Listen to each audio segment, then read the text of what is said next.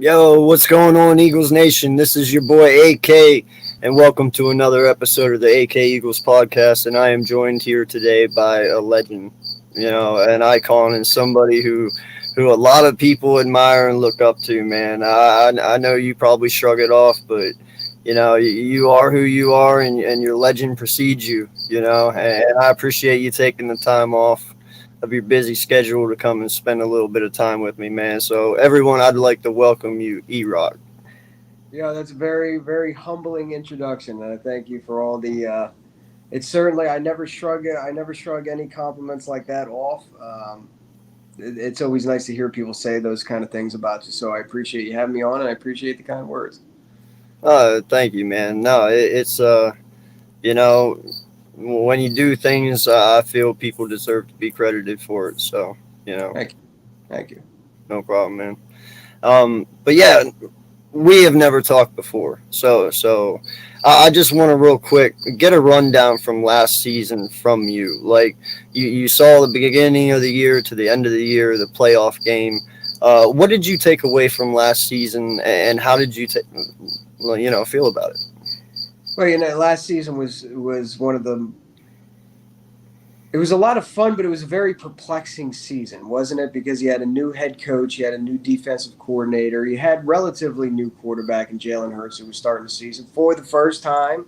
Let's not forget that. I don't want to push aside what he did in the last couple games or the last few games of the season there, but that was his first run as the starter. So he got off to a hot start against Atlanta, and then it was just like an awkward teenager going through like a goth phase. It was they were just trying to help find themselves and just trying to help find their rhythm and what worked and what didn't work. And it was a tough little bit of growing pains there, and we had to go along for the ride. Hearing Nick Sirianni talk about Flowers and the press conferences. Those were the zaniest, most perplexing press conferences I've ever witnessed in my life, in my Eagles fandom. And it was just really a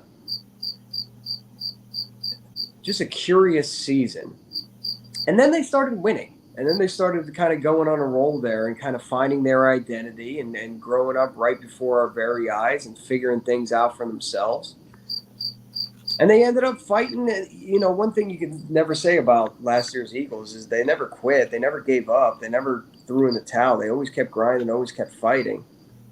And sure, did they run into some favorable matchups against quarterbacks that are backups or not that good? Absolutely. Did that help them make the playoffs? Absolutely. Did they get smoked in the playoffs? Absolutely.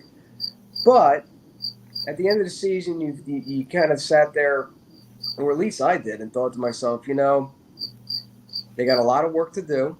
They got a lot of upgrading to do. They got a lot of growing up to do. But if they can figure this out, they could be on to something special.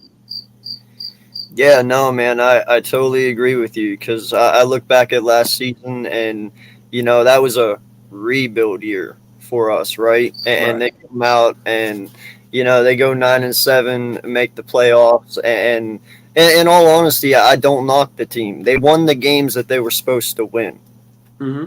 and they did what they had to do to get in.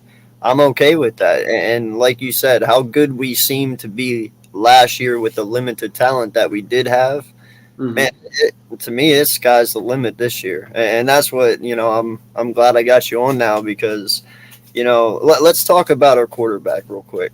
Yeah. Jalen, man, he's a whole different breed. I have not seen a guy like him mentally, in a long time, and man, did he get yoked over the off season. This he got big. Yeah. It was tough to bring him down last year. I have a feeling it's going to be a lot harder this year. Mm-hmm. He's the only QB since 1950 to have 4,000 passing yards and 1,000 rushing yards. In his first 20 starts. Like, dude, there's so much potential here with this kid, and I feel he made the proper steps this off season to come out here and give it a really true go at it. Mm-hmm. Um, how do you feel about Jalen Hurts, man, and where do you stand right now? Well, I kind of first of all, quarterback controversy or people being for or against the quarterback is nothing new in Philadelphia. for sure. Everybody acts like it's something new in Philadelphia when it's a different quarterback. But I can go back to McNabb, then on to Vic, and then on the Foles, and then on the Wentz. And there's people adamantly two, and there's people adamantly for. So first and foremost, dealing with quarterback talk and is he or isn't he the guy dominating the Philadelphia sports airwaves is nothing new, nor should we treat it like anything new. This is old shit. We've been through this. Jalen Hurts is a big year for him. He's not a first-round pick, so there's no fifth-year option. And he's a guy who's very likable. He's a guy who has all the intangibles, and I certainly appreciate that about him. Jalen's got to take a monumental leap forward. And I don't give a shit about any of the stats. I don't care. He had this and this and I don't care. He has to make a monumental leap in the things that he needs improvement on. Period. End of story. And I want that for him and I'm rooting for him to make that leap because the last thing I want to do is start over. Right? Is have to find another quarterback, is go back to the drawing board, is having a talented roster with a mediocre quarterback who's never going to get you over the hump. I don't want to go through all that. With that being said, I also don't want to waste time. And if Jalen has been out in California in the offseason working, improving his game with all those quarterback gurus. Jalen Hurts has been putting in that. He's making those daily deposits. Rents do. However, whatever cliche, or metaphor anyone wants to put out there. I mean, one thing you cannot deny is he is putting in the work. So I expect Jalen Hurts to make a leap forward. I expect Jalen Hurts to take the next step. I expect all that stuff. And if it doesn't happen, I'm going to be honest with you, cut bait right then and there. I mean, because if that guy's putting in that much work, and he is, and he doesn't take the leap forward that he should, then there's just something wrong from a talent standpoint. I 100% agree with you on that. I'm one of the biggest Jalen Hurts supporters as well, just like you are. Like, no lie, I support the people on my team, no matter what I think of them. But in the end, it is about the name on the front, not the one on the back, Yeah. And we are paying outrageous money for quarterbacks at the moment. I mean, Kyler Murray, man, that kind of sent things skyrocketing, Yeah. So it's more of that you have to promise he's a guarantee more than just a hope at this point, because that money you're spending and you ain't getting back, You said stats weren't nothing important to you. That's fine, but do you have a goal or a certain standard? As in, like, one playoff game, he's good. 2 playoff games, like what? No, honestly, there is no benchmark, statistic or record wise with him. In other words, he could have a phenomenal season, and Nick Sirianni could blow games, and I won't be calling for Hurts. I'll be calling for Sirianni. Mm-hmm. And I don't think it's going to be this way, but let's say the defense is an absolute disaster, and they're the worst defense in the league, but Jalen Hurts looks great, but they're, a 500 ball club. Well, I'm not going to judge Jalen on that. There's a lot of variables in that. For me, it's always been the eyeball test. Mm-hmm. Like, you don't got to tell me that a dude threw for 300 yards in a game. I know. We watched it. We saw it, right? So at the end of the season, and there's such thing as like garbage time stats and all that as well. And you can point to a lot of quarterbacks in the league and be like, oh, they were always behind because of defense, so they had to throw. So they had gaudy stat numbers. That was one of Tony Romo's MOs. He always had playing from behind, so he's always slinging the ball. So he always has these gaudy numbers. Yeah. With me, the team itself has a benchmark. The team itself, I'm putting like a numerical expectation. I expect you to win 10, 11 games. I expect you to win this division. I expect you to host a playoff game and win said playoff game. Divisional round, whatever happens after that, whatever. But that's my expectation. As far as Jalen, I just need to see him improve on the things that he needs to improve on. Not leaving the pocket too early, accurate passes. They don't got to be 50 yards down the field. That's why you got all these playmakers to put it in their hands. They'll go get the yards. But accurate passes, being able to read a defense well, and not escaping the pocket too early. I 100% agree with all that, man. That's kind of what I've been saying this offseason. You know, Jalen just needs to get better on the fundamentals and the small shit. You know, he's athletic enough with his legs. We all know you can run. We all know what you can do. You know, your arm's not bad. It's decent. It's above average, but it's not like Pat Mahomes level. You know. Yeah, no, not even close. Yeah. You know, it just you got to limit the mistakes. Right. And the mistake speaks to all those things that I know he's working on. Mm-hmm. Like, listen, there's two. If you poll any Eagles fan, Jalen Hurts supporter, not Jalen Hurts supporter, they should be able to tell you that like the biggest two concerns are his arm strength and his ability to read a defense. Fair enough. That's fair criticism, right? Yes. So okay, one of them you can work on. One of them you really can't. One of them is just God-given ability. One of them is just you either have it or you don't. And Jalen Hurts is never going to have a John Elway, you know, Michael Vick flick at a wrist, throw it 60 yards down the field. That's just not him.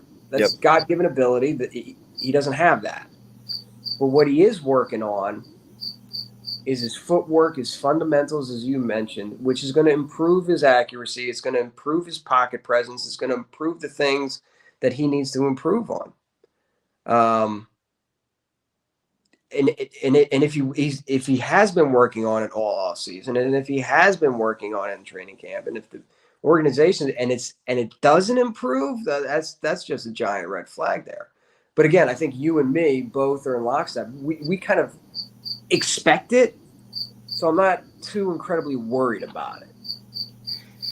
Yeah, no, man, I'm not either. I think he's going to be okay. I think he's going to prove a lot of his haters and doubters wrong. I mean, that's what I want for him. Like you said earlier, that's what I want him to do. Yeah. It ultimately is all on him, you know. On it. The next guy I want to talk about, he's been a big topic this offseason, Miles Sanders. Mm-hmm. You know, Miles, I always hold a special place in my heart for Miles because I'm a Penn State fan. Mm-hmm. So, and he came from Penn State, so I've always been asking this whole offseason, is there any possibility for him to save his job at this point? Yeah. Oh, yeah. Absolutely. To get another contract? Yeah, there is an absolute – now he's got to earn it. If you're asking me Miles Sanders today, does Miles Sanders right now, today, no, he hasn't earned it at all. But I love a running back with a chip on his shoulder, getting upset at the press that they're reporting he's running with the second team. Although I completely believe Nick Sirianni and the fact that was just a running back rotation that they're doing. That's fine. I love a running back who's on a contract year who has to earn. I mean, that's every NFL player's goal is to earn that contract. Is that either hit free agency or earn it with the team that drafted you. I mean, that's the whole point of this entire thing. Mm-hmm. So I believe that Miles can earn that second contract. I believe he can do it. I don't know how high his ceiling is. It's kind of like the same thing with Jalen. It's like we've seen the floor, right? We've kind of seen the floor. We know what bad play from Miles and Jalen is. How high is the ceiling? He's got to stay healthy. He's got to catch out of the backfield, you know. And listen, we saw it in training camp. I mean, he's got hands of stone. He's got to pick up the blitz better, and he's got to hit the hole. Like that's the one thing when I talk to people like who are in the media and shit like that. You know, one guy said to me, "It's just he dances too much. He doesn't hit the hole." Every time you see Miles run the ball and then he runs out of bounds, you see a coach go like this. And that means like hit the hole every time they show the sideline after a short run. Hit the hole. Yep. Hit the hole you're supposed to hit and hit it. Instead of just, I think he kind of goes off script a little bit, as does Jalen. But I think Miles can earn, but he's got to earn it. He's got to earn it. That's the key factor. Yeah, no, he does, man.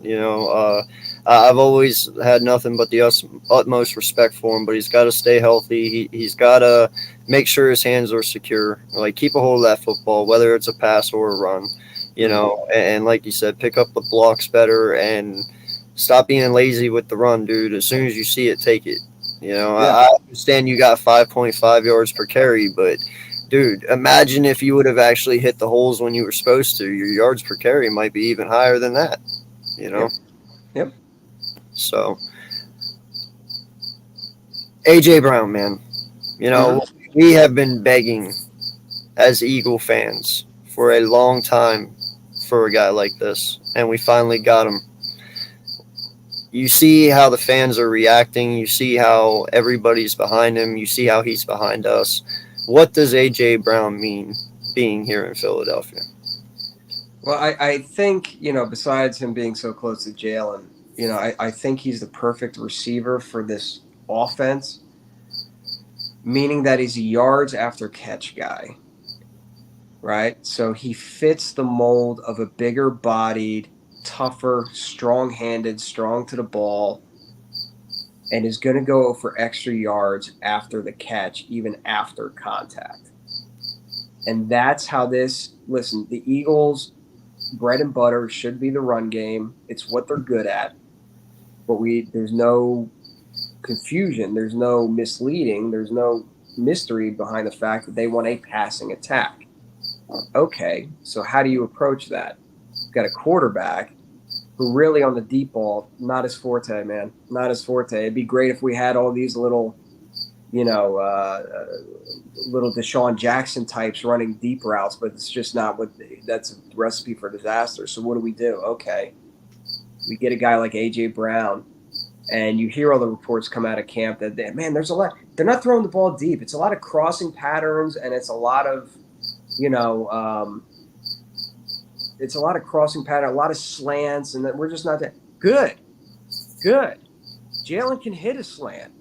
Jalen can hit a crossing pattern. So I think the explosive passing offense that the Eagles want to have is not going to come through air yards, which is a dumb stat in and of itself. I mean, it's not going to come through 50-yard bombs. It's going to come through 15-yard slant patterns that all of a sudden AJ, who gets yak, Devon Smitty, who's incredibly productive and gets yak, Goddard, unlike Ertz, who gets yak. Yeah. You know what I mean? Like the yards after catch. That's how this passing game is going to, capitalize on itself. Quicker throws, get the ball out of your hand, put the ball in the playmaker's hands, let them make play. That's it. Yeah, no, man, I've been begging for an offense like this for a while, dude, because, we sit here and we pay our wide receivers. Like, they have a job to do, too. So let them do their job. If you give them 5, 10, 15-yard slants, get them the ball, let them do their damage after they catch it. And that's exactly what it seems like they're doing. And I like that style because there's less mistakes able to be made if you keep it in that distance. Like 15 yards is you can work it, but these wide receivers, man, they got to earn their money as well. You just throwing 50-yard bombs like 10 times a game is not good enough for me. Like I want the limit the 3rd and 8s and the 3rd and 9s and the 3rd and 11 because you're trying to jam the ball down the field. Just get the yards little by little. Pick them off. The longer you keep them out there, the more tired they get. So we just talked about the passing game and how it could be effective. Let's not forget that they're one of the top running offenses in the NFL, given that Miles Sanders is healthy and plays good ball. They got one of the best offensive lines.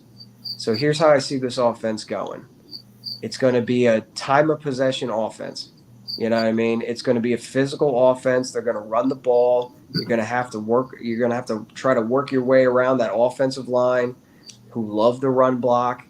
You're going to have to deal with these receivers that are going to be physical with you. They're going to get off the line of scrimmage. They're not going to get jammed up like the Travis Fulghams and the, you know what I mean? All those no-name wide receivers that we've had over the last couple of years. They're going to be able to get separation. They're going to be physical at the line. They're going to be productive. If you can say anything about Smitty and AJ, this is that production. It's just the common thread there is production. Yeah. So you tie it all together with the run game and Jalen being able to escape the pocket and, make plays with his feet. And all of a sudden you're like, okay, this could work.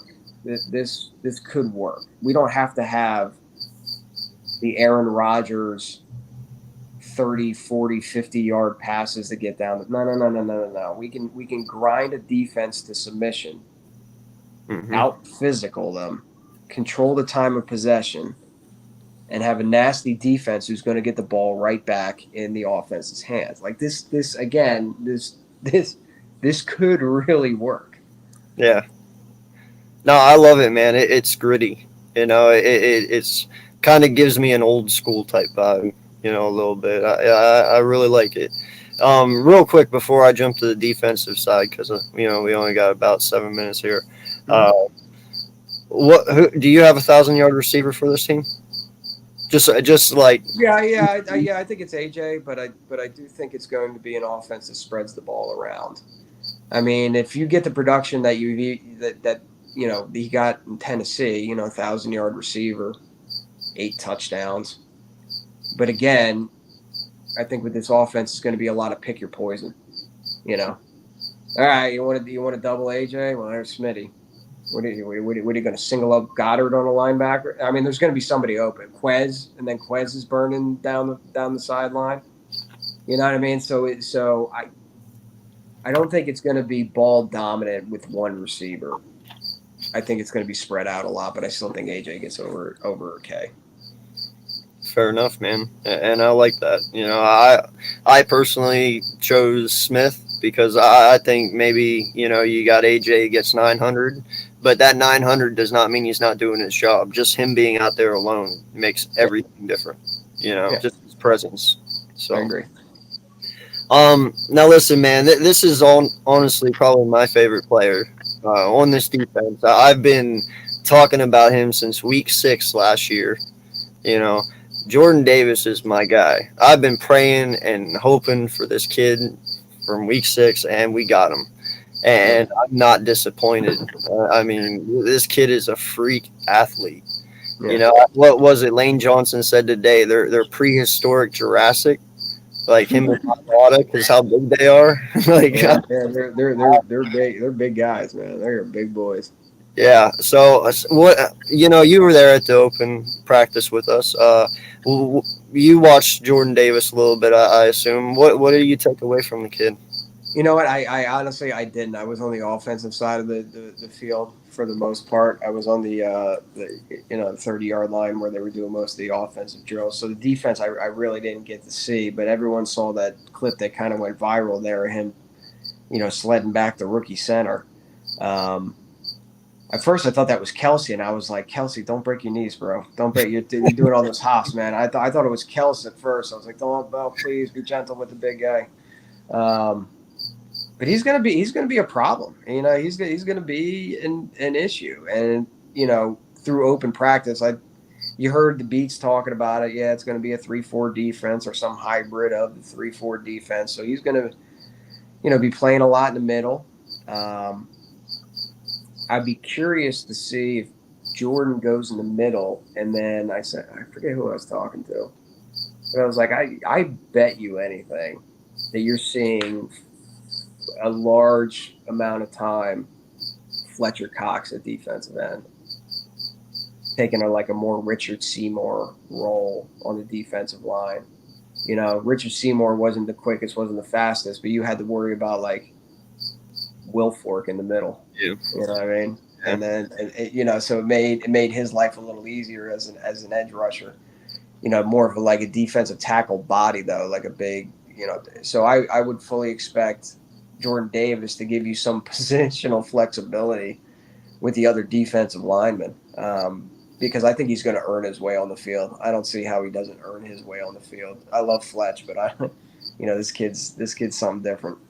Oh yeah, man. No, I'm telling you right now, all you guys who are playing against us this year, fear this man. He is coming, and he's coming fast. Like I don't know how many offensive linemen are truly going to stop this guy. Like Well, he's he, going to get doubled. That's the point of your nose guard. He's going to get doubled, yeah. and you're going to have to. You're going to have to. Heaven Hmm. forbid you leave him 1-on-1. Not going to happen. Yeah, no, I'm sorry about the crickets. By the way, my kids are sleeping in the house, so I chose to do it out here in my garage. So somehow a cricket got in, but my bad. Listen, man. Listen, I'm out here in the country too. We got Quite, crickets and snakes. What's that? I said it's quite peaceful. It is quite peaceful. I actually we just bought a house out here, and I got a barn, bro. I got a barn. That's awesome. Yeah, so it's got all my eagle shit. It's like my eagles and my fishing shit. So like I totally understand the. In fact, most of my fishing, not to get off topic, but my fishing YouTube channel, all the commentary and the video is shot in the barn. So That's I'm cool. right there with you in the garage or the barn, or having kids and just having to do it out, so figure it out as you go along. I feel you. Yeah, no, and I appreciate that, man.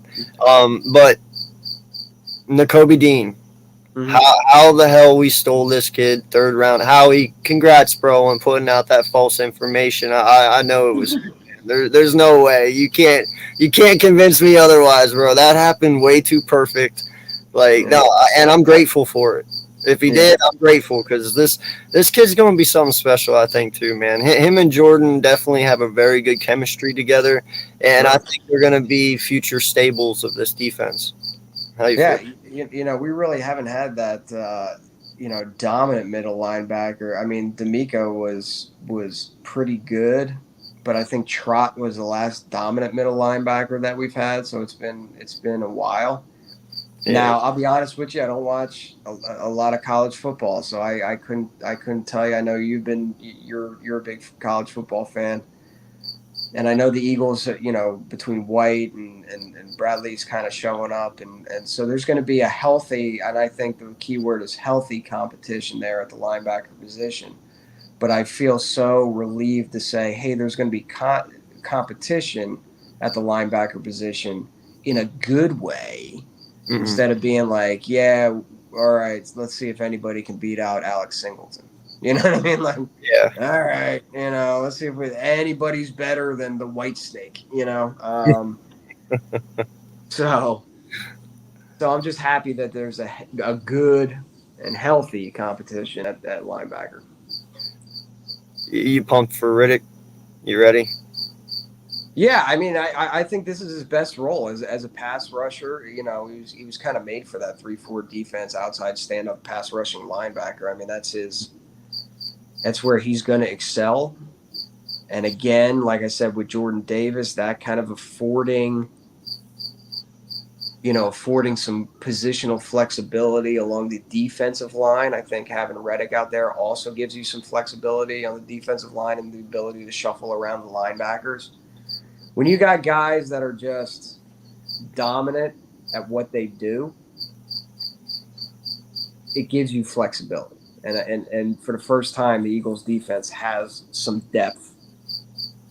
They always seem to have depth at the defensive line, but now I feel like they've got I mean, we're not even talking about, nor should we. Now that I want to almost take that statement back. Like Derek Barnett's still on this team. Yeah. Not that we want to see him on the field, but like a former 1st-round pick is now buried on the depth chart. Yep. Who's actually not that bad if you take away the dumb shit that he does. Like, he's not that bad. And then Josh Sweat, Brandon Graham. You know what I mean? Where do you put Hargraves? Where does Hargraves go? Do you what do you do there? Well, and not just that, but Milton Williams. I've always said I forgot about him. Milton's going to have a rough time at DT or nose tackle. So why not just take Milton Williams and toss him out at defensive end? Because, in fact, he actually did pretty decent last year at defensive end. And maybe we get lucky and won't have to play Barnett, and he can go right in behind BG and Sweat and just, kind of take some reps away. Oop. Did I lose him? Who, me? No, I lost you here. I'm here. You're here. Oh no.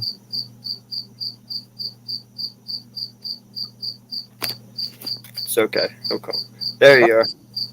But Yeah. No, you're good, buddy. But yeah, hopefully he can come in and take some reps away from Barnett. You know, because Milton Williams is pretty talented as well. So I mean, when you think about the defensive and offensive lines, it's like the deepest I've ever seen those two simultaneously. And it's it's cliche, but it's true. It's one in the trenches. So there's no shame. I mean, what do you do with Dillard? What do you do? It's how deep we are yeah. and fortunate position we find ourselves in. Yeah, I know, man. Whoever thought we'd be here? Like it felt like it's been so long ago. My last one, I'll ask you, and you can get out of here, man. I won't take up any more of your time. How you feeling about this CB crew, man? Having Bradbury to me is way better than Nelson last year. Even though Nelson, he wasn't that bad, he was middle, but I had some issues with him. But Bradbury seems to solidify that CB2, as a 1A, 1B combination. How you feel about him, man?